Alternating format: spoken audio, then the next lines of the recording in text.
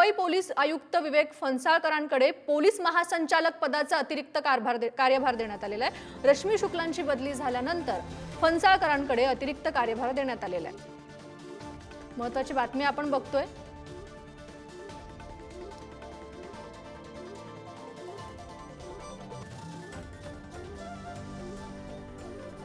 तर आपले प्रतिनिधी शिवाजी काळे आपल्या सोबत आहेत। तर शिवाजी, रश्मी शुक्लांची बदली करण्यात आलेली, काय अधिकच्या अपडेट आहेत?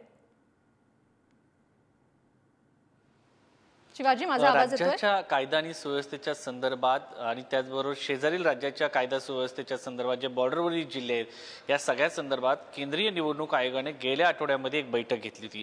या बैठकीमध्ये राज्यातील प्रमुख अधिकारी त्याचबरोबर मुख्य सचिव उपस्थित होते।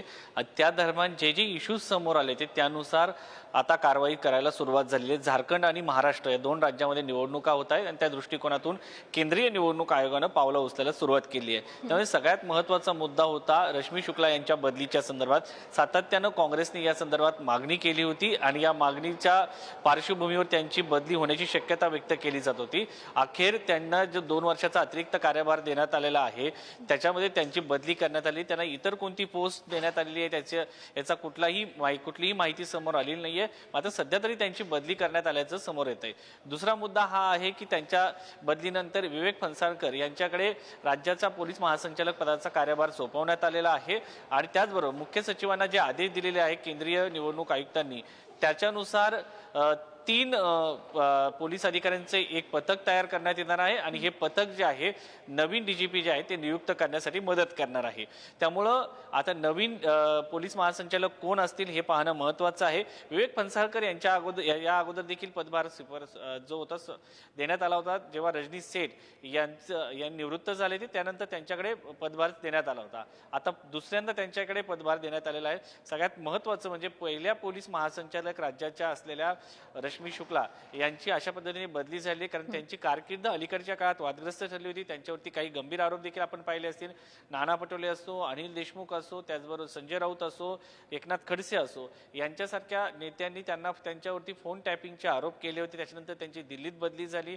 दिल्लीहून थेट ते महाराष्ट्रामध्ये पोलीस महासंचालक म्हणून आल्या आणि तेव्हापासून नाना पटोले असो त्याचबरोबर काँग्रेसचे नेते असो यांनी सातत्याने त्यांच्यावरती गंभीर आरोप केले होते आणि त्या सगळ्या पार्श्वभूमीवरती निवडणूक पारदर्शक पद्धतीने आणि विरोधी पक्षांना देखील या सगळ्या संदर्भामध्ये ही जी प्रक्रिया आहे ही पारदर्शक वाटावी, त्यांचे आरोप प्रत्यारोप सुरूच राहतील या सगळ्या पार्श्वभूमीवरती ही कारवाई जी आहे ती करण्यात आल्याचं समजतंय। आणि एकंदरीत पाहता या सगळ्यामध्ये रश्मी शुक्ला आता त्यांची बदली झालेली आहे। विवेक फणसळकर यांच्याकडे तात्पुरता पदभार स्वीकारलेला आहे कारण पोलीस महासंचालक हे पद खाली ठेवता येत नाही, त्यामुळे तात्काळ पदभार हा देण्यात आलेला आहे। आता उद्या या सगळ्या संदर्भात 3 जे वरिष्ठ पोलीस अधिकारी असतील ते बसतील आणि या संदर्भात पुढील महासंचालक कोण असेल याची जी आहे त्याचा निर्णय घेतला जाण्याची शक्यता आहे।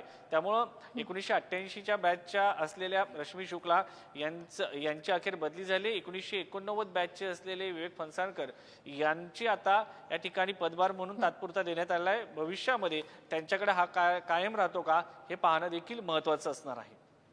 तर शिवाजी, एकीकडे काँग्रेसने ही मागणी केली होती आणि रश्मी शुक्लांचं नाव हे गेल्या काही दिवसांपासून फोन टॅपिंग प्रकरणात चर्चेत होतं आणि या पार्श्वभूमीवर निवडणूक आयोगाकडूनच हा निर्णय घेण्यात आला आणि काय सांगाल या संदर्भात? अगदीच, कारण या सगळ्याच्या पार्श्वभूमी एकच होती की काँग्रेसने केलेले आरोप आहेत। मात्र त्यांना ज्या पद्धतीने 2 वर्षाचा अतिरिक्त कारभार देण्यात आला होता त्यांची मुदत वाढ दिली, त्यामुळे पोलीस दलातील काही अधिकारी देखील नाराज असल्याचं समजलं जात होतं।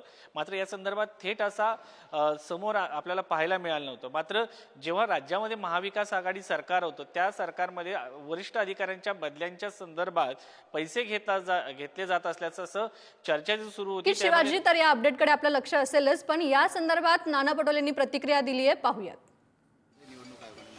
बिलकुल केलंच पाहिजे कारण की आखरी निष्पक्षपाती या पदावर मुख्य महासंचालक बसला पाहिजे ही मागणी आमची मागच्या काळातही होती। हे पद राज्याच्या पोलीस विभागातलं महत्त्वाचं आणि प्रमुख पद आहे। जेव्हाच्या रश्मी शुक्ला या पदावर बसल्यात महाराष्ट्रामध्ये कायदा सुव्यवस्था बिघडलेला होता।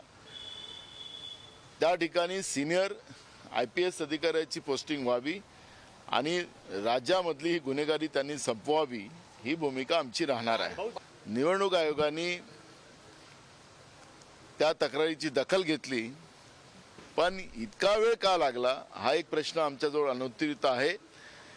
भाजपसाठी सरळ काम करणारी ह्या अधिकारी होत्यात हे याच्यातून स्पष्ट होते. यांना कुठल्याहीच निवडणुकीशी संबंधित पदावर बसवू नका एवढी आमची निवडणूक आयोगाला विनंती राहणार आहे.